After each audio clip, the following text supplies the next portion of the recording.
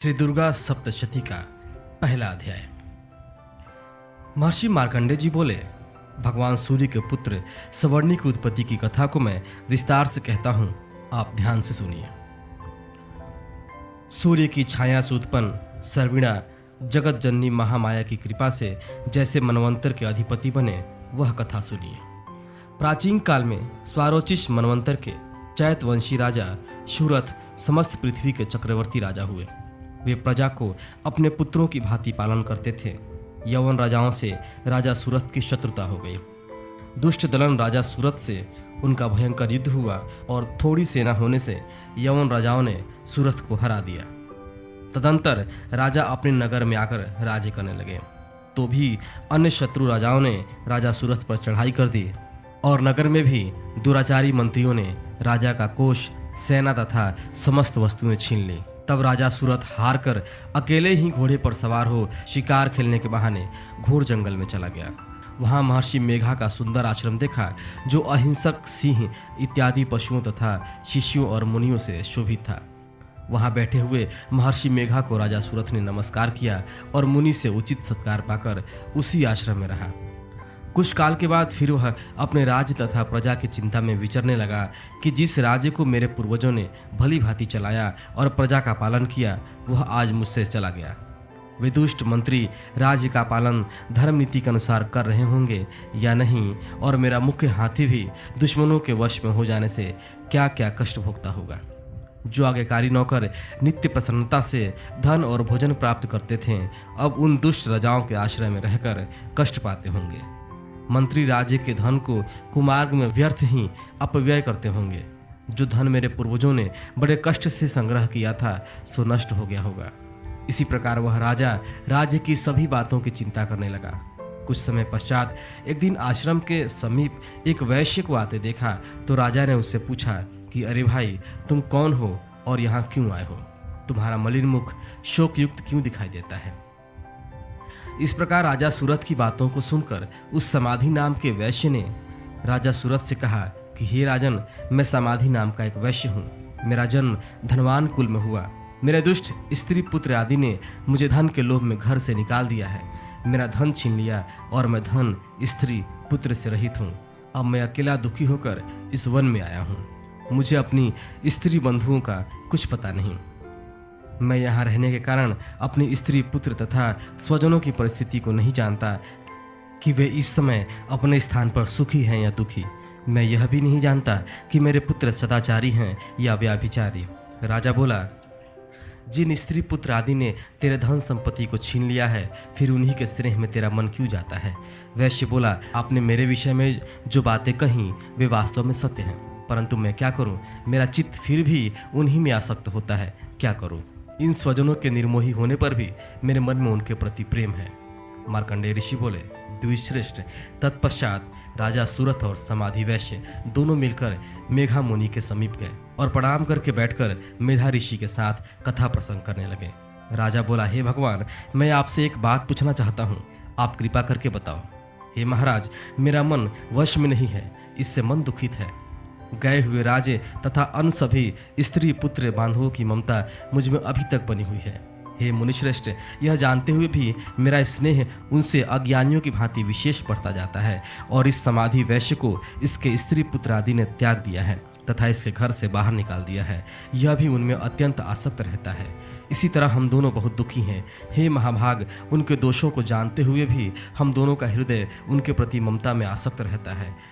इतना ज्ञान होते हुए भी ऐसी ममता क्यों है?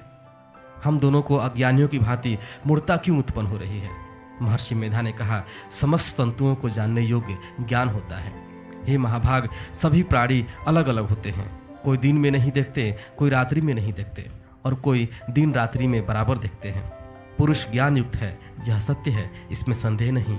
केवल उनमें ही नहीं, सभी पशु, पक्षी, मृग आदि में भी मनुष्य की भांति ज्ञान होता है। यह स्थूल ज्ञान होता है। जैसा मनुष्यों में आहार आदि की इच्छा उत्पन्न होती है, वैसे ही पशु पक्षी आदि भी आहार, विहार, निद्रा, मैथुन आदि की इच्छा भांति भूख होने पर भी ममतावश अपने बच्चों को चोंच में स्नेह से चूकी देकर प्रसन्न होते हैं। हे राजन, मनुष्य भी अपने पुत्र पौत्रों से इसी भांति बर्ताव करते हैं। वह पालन पोषण इस इच्छा से करते हैं कि जब हमारी वृद्धावस्था आएगी तब हमारा पालन पोषण वे करेंगे।